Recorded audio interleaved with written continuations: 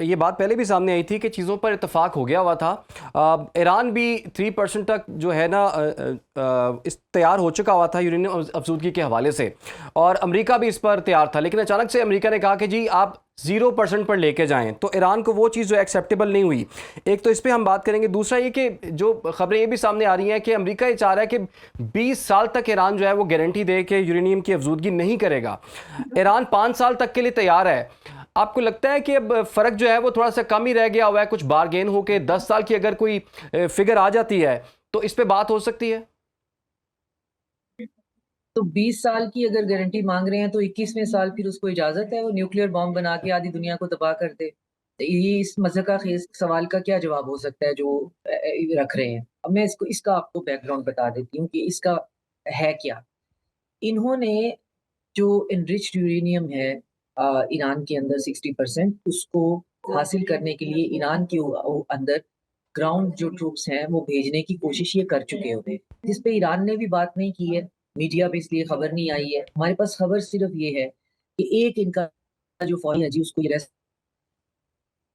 है, वो वहाँ पे तबाह बर्बाद करके निकला है। वो एक फौजी वाली चीज़ जो है वो डीकॉय थी। ये वहाँ पे अस्फ़हान के अंदर इनको कोई इंटेल इंटेल मिली थी कि ये वहाँ पे एनरिच्ड यूरेनियम को चोरी कर लेंगे। शायद बैगों में भर के कंधों पे उठा के ये भागने वाले थे। तो इन्होंने बहुत ही एक मेरीन एलीट जो फ़ोर्स है, उसके लोग जो हैं वहाँ भेजे। वो वहाँ बुरी तरह फँस गए। उनमें से कुछ मरे भी। तमाम जहाज़ इनके जो हैं वो बर्बाद हो गए। कुछ को ये रेस्क्यू करा के भागे वहाँ से। इरानियन मीडिया ने इस पे कोई लफ्ज़ नहीं, उसने कहा कि जब राइट टाइम होगा, तो हम ये बात कर लेंगे। हमें क्या ज़रूरत है लोगों को बताते फिरें कि ये ग्राउंड इन्वेजन भी हम पे कर चुके हुए हैं। आप समझ रहे हैं ना? तो अब उस जी। यूरेनियम का अक्ल रखने वाले लोग ये कहते हैं कि क्या ईरान ने वो एनरिच्ड यूरेनियम एक ही जगह पे रखी होगी जिसे हम न्यूक्लियर डस्ट कहते हैं? वो डस्ट हम्म। क्या एक ही किसी शॉपर में पड़ी हुई होनी थी असफ़हान के अंदर? वो एक डेस्परेट अटेम्प्ट थी ट्रम्प की कि मैं जितने भी मुझे मिलते हैं ना यूरेनियम एनरिच्ड यूरेनियम डस्ट मिलती है, वो मेरे लड़के ले आए और मैं अपनी विक्ट्री डिक्लेयर करके तो बीच में से अपनी जान छुड़वाऊँ। वो इतना बुरी तरह इनको बैकफायर हुआ है, इतना इनका जानी और माली नुकसान हुआ है कि उस पर ये बात नहीं कर रहे हैं। उस पे हम भी बात नहीं कर रहे क्योंकि जो मैच्योर नेशंस होती हैं, हमें नहीं ज़रूरत कि हम इनको उकसाते रहें कि जी आपने तो ग्राउंड इन्वेजन भी करके देख लिया, आपका वो भी नहीं बना।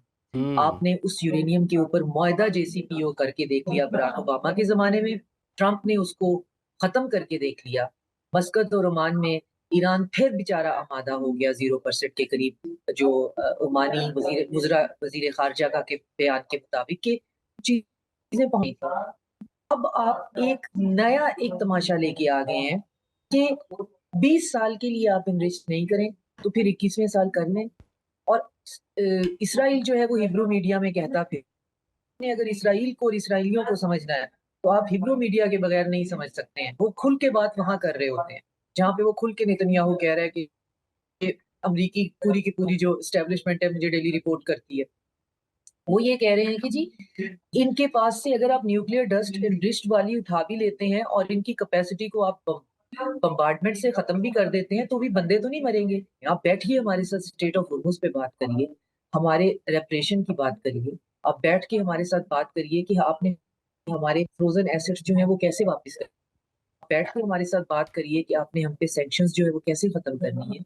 और फिर बैठ के हमारे साथ बात करिए कि जो हमारे एलाय हैं अंसारुल्लाह, हिज़्बुल्लाह जो कि खुद ऑटोनॉमस भी हैं, वो हमारे पपेट नहीं है, लेकिन बहरहाल हम बैठ के बात करते हैं कि आपको उनसे क्या प्रॉब्लम है, फिर उसको मिटिगेट करें। हम्म। इन्होंने बैठते ही जो है वो स्टार्ट किया जी हम तो न्यूक्लियर जो है वो बीच में। तो उसका ये एजेंडा पॉइंट्स ही डिस्कस नहीं कर पाए। अब जो पाकिस्तान जो है फील्ड मार्शल जो है वो ईरान में है और वो कल सऊदी अरेबिया में थे। अब हम अपने फ्रेंड्स और एलाइज़ के साथ मिलकर सबको एतमाद में लेते हुए डिसाइड कर रहे हैं कि अब अग तो उसमें हम और यकीनन हम वॉशिंगटन से भी राब्ते में हैं कि अब एजेंडा पॉइंट्स तो एटलीस्ट हम पहले से सेट करके बैठ जाएँ। उम्मीद है कि अमेरिका इस दफ़ा इससे मुकरेगा नहीं क्योंकि पाकिस्तान ने अपना जो ड्यूटी होती है मीडिएटर की ऑलरेडी कर ली। दोनों पार्टी से बात कर ली। जी। लेबनान बीच में शामिल है, 10 पॉइंट्स ये हैं। इस टाइम और इस फ्रेम पे बैठ के बात कर लेंगे और उसकी नॉन सीरियसनेस देखें कि जेडी वैंस जब पाकिस्तान लैंड करते हैं इस्लामाबाद में बिल्कुल भी प्रिपेयर होके इस तरह से नहीं आए हुए थे। वो आके उन्होंने कहा मुझे जेट लैग हो गया, 4 घंटे का नैप करना है। 4 बिल्कुल। घंटे तक जो है दुनिया मुँह देखती है, लंबा सफ़र है, तो आप रास्ते में नैप भी ले लें, फिर फ्रेश होके आएँ।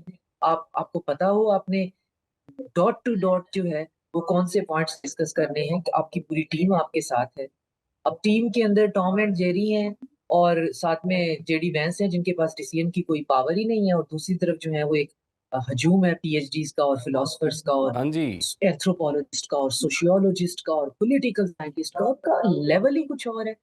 और वो जब बैठे हैं तो अब पाकिस्तान कह रहा है जी ये मान के उठे थे कि आपके 10 पॉइंट इन्होंने ज़िक्र करने हैं और ये माने थे कि जी न्यूक्लियर वाली बात को साइड पे रखते हैं। एक ऐसी चीज़ जो एग्ज़िस्ट ही नहीं, मतलब है जो ही आप डिस्कशन में न्यूक्लियर लाएँगे इसका मतलब है आप बम्बार्डमेंट दोबारा करना चाहते हैं। और जो कल की इसके बाद में जो बात मेरी बहुत लंबी हो जाती है, तो लास्ट पॉइंट ये है कि जो ट्रम्प ने कल एक इंटरव्यू दिया है जिन खातून को, अगर उसको आप बहुत ध्यान से पढ़े सुने, एक दफ़ा के बाद जब मैंने इसे दोबारा सुना है, तो वो बहुत क्लियरली अपना वे आउट आपको समझा रहे हैं। उन्होंने कहा है कि हमें वो ऑफ रैंप चाहिए जो कि नेगोशिएशन में कुछ शराइत ऐसी हैं जैसे कि जो हमें दुनिया में विक्टोरियस बना देगी। मसलन ईरान जो है वो मान जाए कि वो न्यूक्लियर तमाम जो है उससे दस्तबरदार होता है और हमारी शराइत मान लेगा और साथ में स्टेट ऑफ होर्मुज़ को अनकंडीशनल खोल देगा। इन 2 बातों की विक्ट्री के अलावा उनका अपना ऑफ रैंप क्या है और वो इतना खौफनाक है जो वो अपना बहुत क्लियरली आर्टिकुलेट कर रहे हैं। वो कह रहे हैं कि ईरान जो है उसको ऑलरेडी हमने डिसफंक्शनल कर दिया है। एक हमने हल्ला और बोलना है, तो ये अगले 20 साल तक ये ज़मीन से उठ नहीं पाएगा। ये है इनकी हिडन स्ट्रैटेजी। हुँ। अगर ये नेगोशिएशंस वगैरह जो हैं किसी डेडलॉक का शिकार होती हैं और ये एक पार्टी जो है वो अब्रप्टली कहती है कि अब मैं दोबारा इस नेगोशिएशन में शामिल नहीं हूँ, तो फिर जो मैं बार-बार अर्ज़ करती हूँ कि नेगोशिएशन का साइकिल चलेगा और सही। सारा रीजन मिलकर ये कोशिश करता रहेगा कि ये थ्रेड ना टूटे।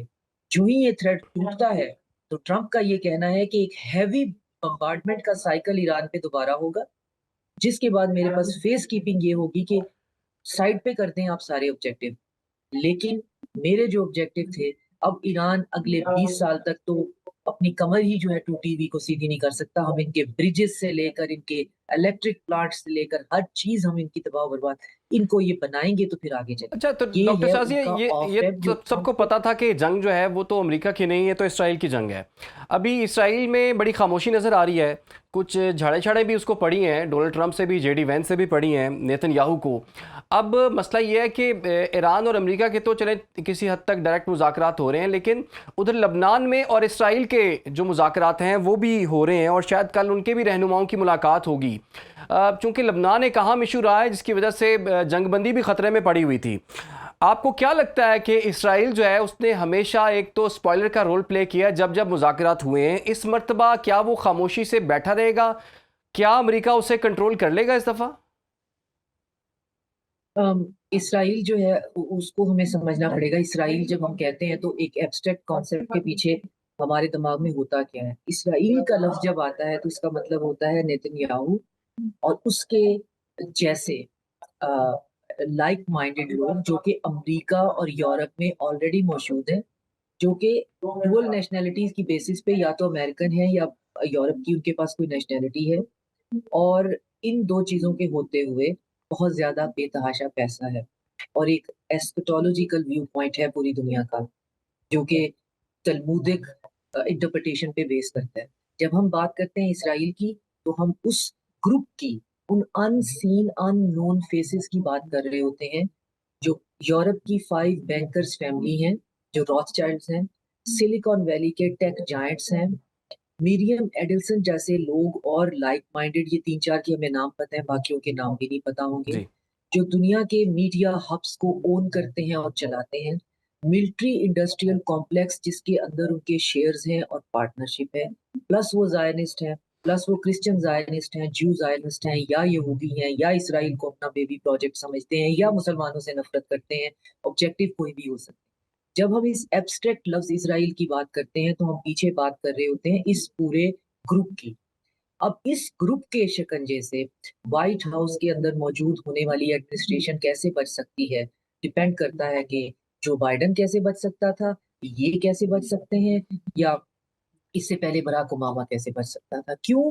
क्योंकि उनके पास इतनी बेशुमार दौलत, वसाइल और इतनी ताकत है कि वो कॉलेज के अंदर एक अच्छा बोलने वाला बच्चा वहीं से टारगेट करते हैं और वहीं से उस पे इन्वेस्टमेंट करनी शुरू कर देते हैं। हुँ, और फिर जब वो किसी पावर की कुर्सी पे या किसी ऑफिस में पहुँचता है, तो वो इतना ज़्यादा साइकोलॉजिकली, आइडियोलॉजिकली और अपनी लाइफ में सोशली भी इतना कॉम्प्रोमाइज़ हो चुका होता है, इतना फिक्सेट हो चुका होता है कि वो फिर लिंडज़ी ग्रैहाम बन जाता है। उसके पास फिर और कोई बात ही नहीं होती कि एपेक लॉबी के अलावा कोई बात करे। हुँ, अब ट्रम्प जो हैं, उनकी एडमिनिस्ट्रेशन में बहुत डिवीज़न है। वो एक डिवीज़न ये समझ रही है कि हम इस ग्रुप के हाईजैक हो चुके हैं और हम अपने ऑटोनोमस फैसले नहीं कर पा रहे हैं। दूसरा ग्रुप है, वो है ही ये, वो कहते हैं हमें कोई फ़र्क नहीं पड़ता। हमें इससे क्या फ़र्क पड़ता है अमेरिका की जो है वो इम्प्रेशन ख़राब हो रहा है या अमेरिका की हेजेमनी पे। इज़राइल को एग्ज़िस्ट करना चाहिए, इज़राइल की ऑपरेशनल फ्रीडम होनी चाहिए, इज़राइल को मिडल ईस्ट का एक हेजेमॉन होना चाहिए। हमने 7 मुल्कों की लिस्ट बनाई हुई थी। ये 7वां आखिर क्या लोहे का बना हुआ है? कि टूट ही नहीं सकता, फ़ौलाद का बना हुआ है। थोड़ा-सा और धक्का देते हैं, थोड़ा-सा एक स्टेप और आगे जाते हैं। बशार अल असद ने 20 साल ले लिए गिरने-गिरने में, गिराया ना आखिर हमने। अपनी मर्ज़ी का वहाँ पे अल-कायदा का, आइसिस का, अल-शरा और जुलानी बिठा दिया। जी। लिबिया में हमने किया ना, मुअम्मर कद्दाफ़ी का उसी के बंदों से, उसी के लोगों से उसकी आंतें तक निकलवा दी हमने पब्लिकली, किया हमने, लटका दिया हमने सद्दाम हुसैन को। तो ये आखिरी में ऐसा कौन-सा है कि हमारी पिछली 70 साल की इन्वेस्टमेंट सारी की सारी जो है मिट्टी में मिल जाए, क्यों? क्योंकि जी अमेरिका को एकदम से याद आ गया है कि जी मेरा इंप्रेशन खराब हो रहा है, मैं एक्सपोज़ हो रहा हूँ। तो ये 2 ग्रुप्स की लड़ाई है। हुँ, इन 2 ग्रुप्स में जो जीत जाएगा वो अमेरिका का फैसला करेगा। और अगर वो अमेरिका का फैसला इस तरह करता है कि हमें हर कीमत पे ईरान जो है वो छोटे-छोटे टुकड़ों में बँटा हुआ डिसफंक्शनल सा चाहिए, तो फिर अमेरिका उसी तरफ जाएगा। और अगर जो ट्रम्प है वो ये डिसाइड कर लेते हैं कि नहीं, मुझे खुद को, अपनी पॉलिटिकल लेगेसी को, अमरीकियों को, अमेरिका को एज़ अ ब्रांड बचाना है, तो फिर वो फैसला नहीं करेंगे। तो लास्ट टाइम जिसने हिस्ट्री में कोशिश की थी वो जॉन एफ कैनेडी है, जिसकी असैसिनेशन हो गई थी। 2 असैसिनेशन अटेम्प्ट्स ट्रम्प पे ऑलरेडी हो चुकी हुई हैं। बीवी उसकी 3 दिन पहले अब्रप्टली जाके एक प्रेस कॉन्फ्रेंस करके उसमें कह रही है कि I don't have any connection with the Epstein. अब अल्लाह जाने उसको पीछे से कहाँ से धमकियाँ आ रही हैं। जी, तो ये सारे का सारा नेटवर्क है। उसमें पाकिस्तान, तुर्की, सऊदी अरेबिया, इन सब ने मिलके सोचा है कि इस पागलपन को तो साथ-साथ लेके चलेंगे ही।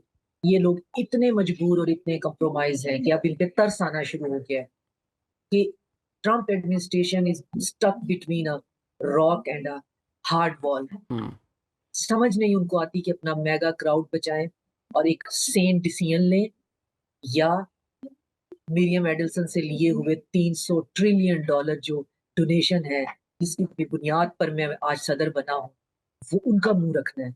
क्या करना है?